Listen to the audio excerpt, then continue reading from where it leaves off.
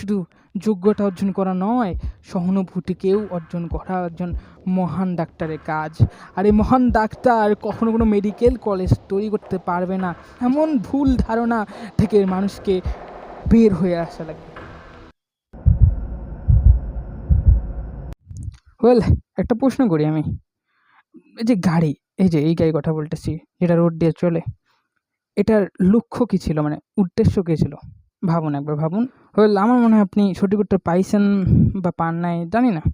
সবচেয়ে প্রধান উদ্দেশ্য যেটা হচ্ছে ম্যাক্সিমাম পিপলকে মিনিমাম সময় নিয়ে যাওয়া, অর্থাৎ যতজন মানুষকে নেওয়া যায় ট্রান্সপোর্টের মধ্যে যত কম সময়, এটাই হচ্ছে মেন উদ্দেশ্য।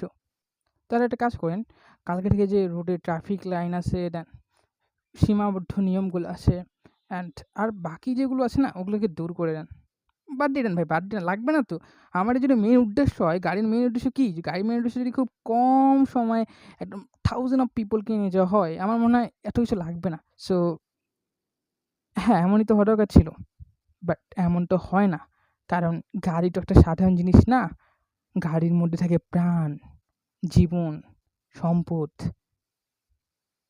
একটা গাড়ির বৈশিষ্ট্য শুধুমাত্র সময় আর শুধুমাত্র ক্যাপাবিলিটিতে প্রকাশ করা যায় না। দরকার কমফোর্টেবল, সেফটি, লাইকেবল, এই জিনিসগুলো প্রয়োজন হয়। মেডিকেল স্টুডেন্টরা ঠিক ওই গাড়িটার মতো করে বিহেভ করতেছে, ওই রুলটার মতো বিহেভ করতেছে যে মিনিমাম টাইমে ম্যাক্সিমাম পিপল। ওয়েল, এটা সায়েন্সের ক্ষেত্রে ঘটে, but not in real life. Real life does not go like that. তাহলে রিয়েল লাইফ কীভাবে চলে?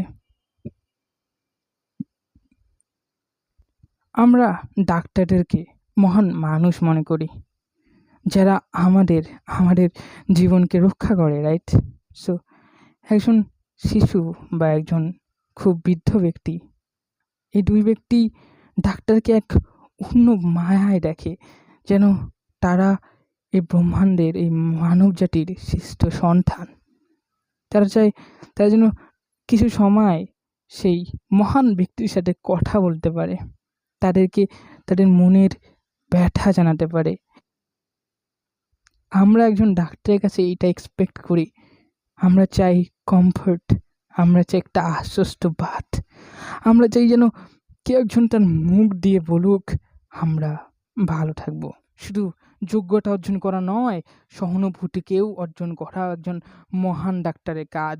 আর এই মহান ডাক্তার কখনো কোনো মেডিকেল কলেজ তৈরি করতে পারবে না। এমন ভুল ধারণা থেকে মানুষকে বের হয়ে আসা লাগবে। হ্যাঁ, এই ভুল ধারণাটা তৈরি হয়েছে অনেক ব্যর্থতার পর থেকে, অনেক ব্যর্থতা থেকে এই ভুল ধারণাটা তৈরি হয়েছে যে একজন মহান ডাক্তারকে বা একজন মহান মানুষকে নিজে থেকে তৈরি হইতে হবে, এই সোসাইটি তাকে সেটা করতে দিবে না। আসলে এটা সোসাইটির ব্যর্থতা লুকানোর একটা চরম ডিফেন্ডেন্সি। ভাই, কারণ একটা সোসাইটি বা একটা এনভায়রনমেন্ট বা একটা সিস্টেমের মূল উদ্দেশ্যই হচ্ছে একটা ভালো মানের পরিবেশ দেওয়া একটা ব্যক্তিকে, যাতে তার সামাজিকরণের মাধ্যমে সে একজন সত্যিকারের ভালো মানুষে পরিণত হইতে পারে।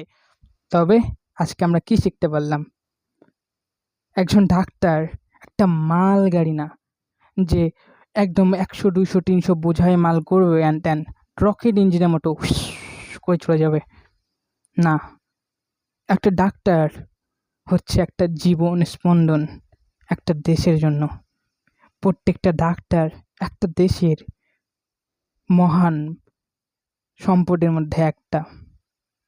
ঠিক তখনই সেই সম্পদের সত্যিকারের অর্থে প্রয়োগ হবে যখন একজন ডাক্তার মানবিকতা, ইমপ্যাথি এবং সহানুভূতি তৈরি করতে পারবে এবং ফ্রেন্ডলি হয়ে রোগীদের সাথে মিশতে পারবে।